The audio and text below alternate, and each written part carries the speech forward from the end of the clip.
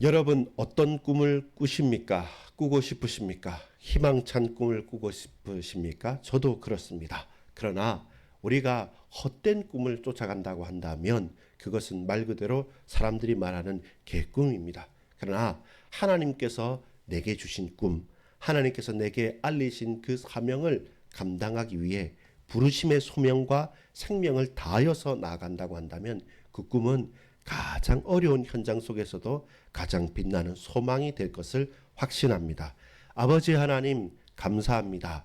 하나님 나의 하나님이 되실 것임을 간접적인 들음이 아니라 직접 주님을 만나 체험하여 나의 주 나의 하나님임을 고백하는 믿음의 꿈을 꾸는 이날 되어질 수 있도록 주장해 주시옵소서. 구주 예수 그리스도 이름으로 간절히 기도합니다. 아멘. 여러분 오늘 본문인 창세기 28장은 참 드라마틱하고 재미있는 흥미있는 장면입니다. 무엇입니까? 첫 번째는 드디어 이제 아버지 이삭이 인정을 합니다. 어떻게 인정합니까? 에서가 아니라 야곱이라고 처음부터 말씀했는데 내 욕심에 하나님 뜻을 좀 바꿔보려고 했다. 근데 그걸 인정해요. 반드시 그가 복을 받으리라 라고 말하고 울부짖고 애원하는 에서가 마음이 찹찹하지만 근데 이것은 언약이란 말입니다. 그리고 아버지가 정신을 번쩍 차린 이유가 뭡니까? 내가 누구와 결혼했습니까?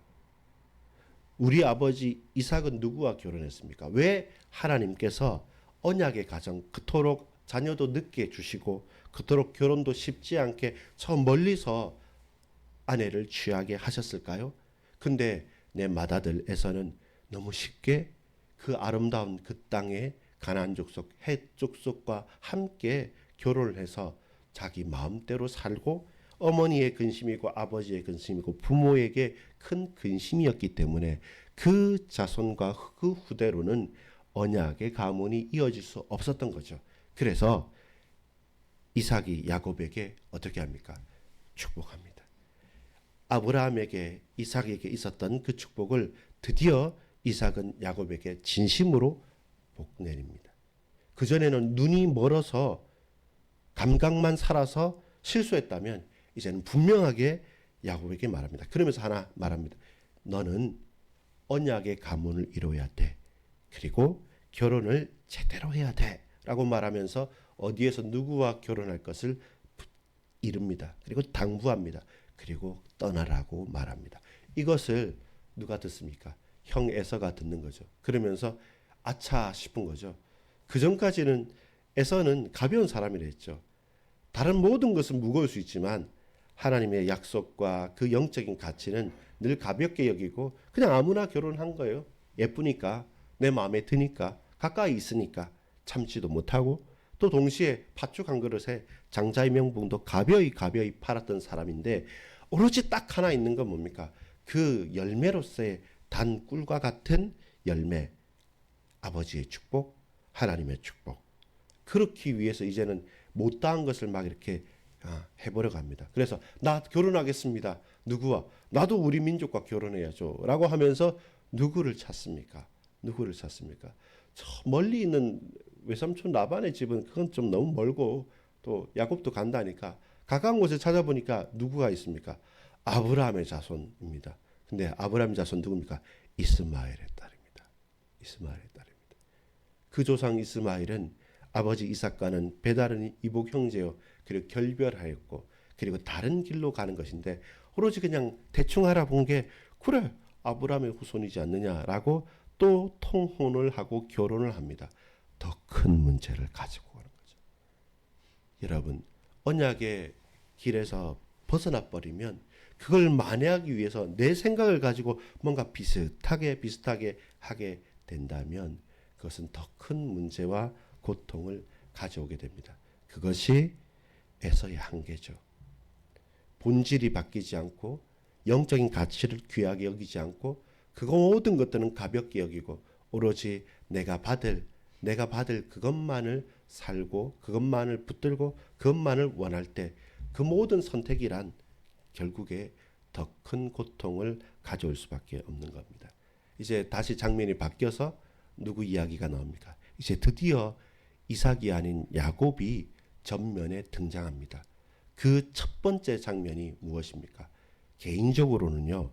야곱 개인적으로는 뭐 어르신들을 말하는 것처럼 입 돌아갈 만큼 추운 바깥에 그리고 그 가는 어두움이 짓눌려 있고 쫙 깔려 있는 그 밤에 이 사방을 둘러봐도 빛 하나 없고 가만히 있으면 늑대와 이리가 우는 소리가 들리고 너무 일교차가 커서 온몸을 감싸고 덜덜 떨면서 입을 딸그락딸그락거리면서 푹신하게 자던 그 전날 밤과 다르게 할 수 있는 건 옆에 있는 돌 거기에 머리를 기대면서 잠자는 건지 깬 건지 모르게 왔다 갔다 하면서 있는 바로 그 순간에 너무 추웠고 긴장했고 해서 깊이 들었지 않을 잠인데 근데 꿈을 꾸게 됩니다.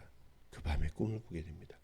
보니까 사다리가 여기서부터 땅에서부터 저 하늘까지 다다랐는데 하나님의 사자들이 오르락 내리락 하는 거예요. 딱 보니까 여호와 하나님께서 내게 말씀하는 것입니다. 이건 꿈이 아니고 그냥 내 마음에 원하는 어떤 환상도 아니고 하나님께서 야곱에게 보여주신 꿈이며 보여주신 비전이며 계시며 환상이란 것이죠. 그러면서 말씀하죠. 어떻게 말씀합니까? 너로 천하 만민이 복을 얻게 할 거다. 너로 많은 민족이 되게 할 거다. 나는 네 조부 아브라함의 하나님이고 네 아버지 이삭의 하나님이고 지금 내가 너의 하나님이라. 여러분 우리에게 있어 가장 중요한 결정적인 삶의 시기가 있어야 한다면 인격적으로 우리 주님을 만나는 것입니다. 야곱에게 축복받기 위해서 복을 달라고 에서도 애원하였고 야곱도 애원하였지만 그러나 그것은 어디까지나 간접적인 축복이었어요. 내가 받은 것을 전달해 주는 거예요. 그러나 직접적으로 하나님께서 그 밤에 가장 위태롭고 가장 두렵고 아무 힘이 없고 소망이 없는 그에게 꿈에 나타나셔서 그게 직접 체험케 하십니다. 직접 말씀하십니다.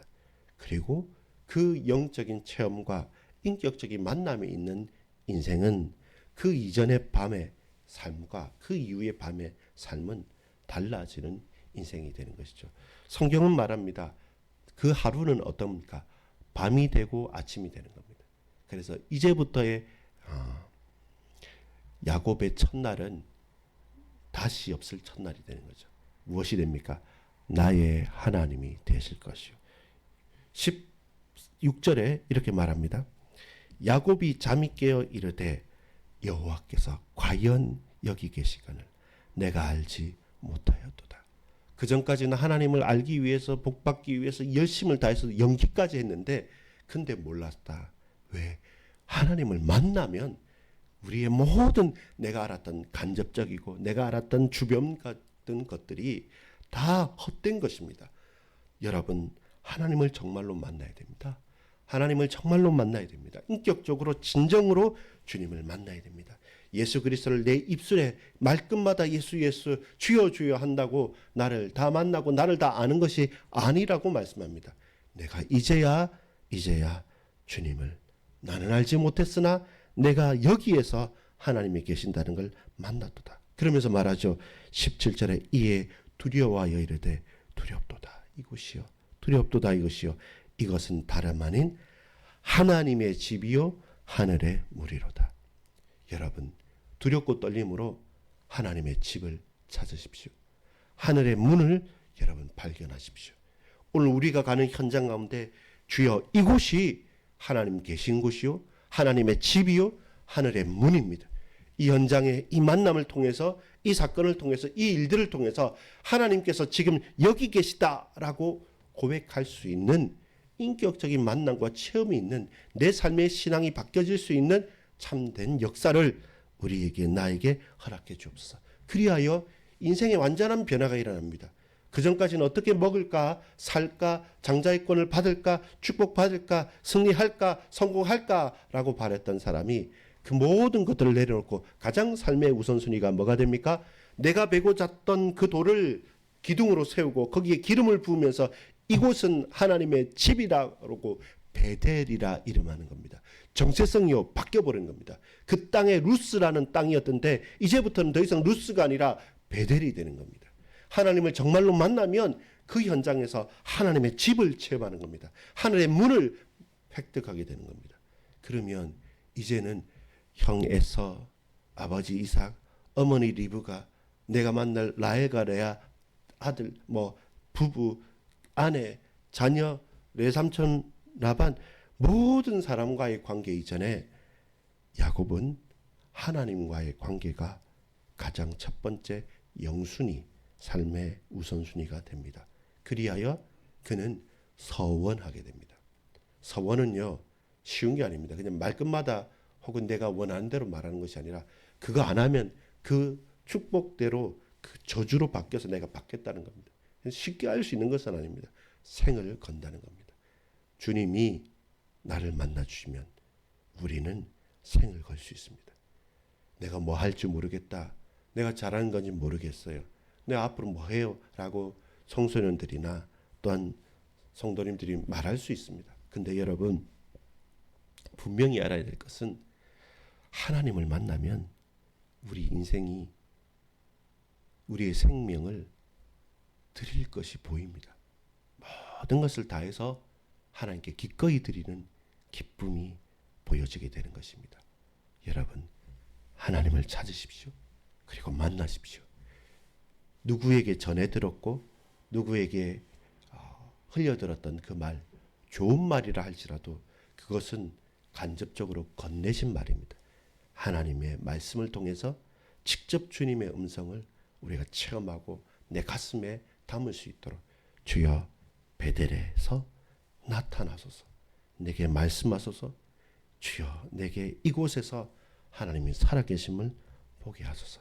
그리하여 우리는 예배하는 자로서 돌을 세우고 기름을 붓고 하나님의 집이라 하나님의 이름을 부르고 다시 돌이켜 왔을 때 여전히 하나님이 되심의 증거를 내가 몸소 고백하겠다라고 내 모든 소유의 소유권을 주님 앞에 드리는 그 서원의 축복이 오늘 우리의 삶의 응답이기를 간구합니다. 여러분, 하나님을 정말로 만났습니까? 만나길 원하십니까? 꿈을 꾸십니까? 그러면 우리의 삶은 달라집니다. 기꺼이 드리고도 아깝지 않는 가장 복된 우리의 삶이 되기를 소망합니다. 아버지 하나님, 감사합니다. 나의 하나님이 되실 것임을 고백합니다. 이전과는 다른 삶이 되어짐을 고백합니다. 그리하여 내 인생에 생을 드리는 서원이 이루어지길 원합니다. 믿음의 가정이 되게 하옵소서. 우리의 가정과 가문이 이 언약으로 똘똘 뭉치게 하옵소서. 비록 두려움과 고통과 환난 가운데 떨면서 돌베개를 베고 잤던 그 밤이지만 그 밤에 주여 내게 주님을 꿈꾸게 하시고 주의 말씀을 듣게 하셨사오니 주여 오늘 매분 매초 매시간마다 인격적으로 주님을 만나고 주님의 꿈을 꿀고 주께서 내게 맡기신 그 사명을 담대히 기쁨으로 감당할 수 있도록 주여 살리는 자, 생명을 누리는 자, 모든 우리의 반석의 권속들 다 되게 역사하옵소서. 구주 예수 그리스도 이름으로 간절히 기도 올리옵나이다. 아멘.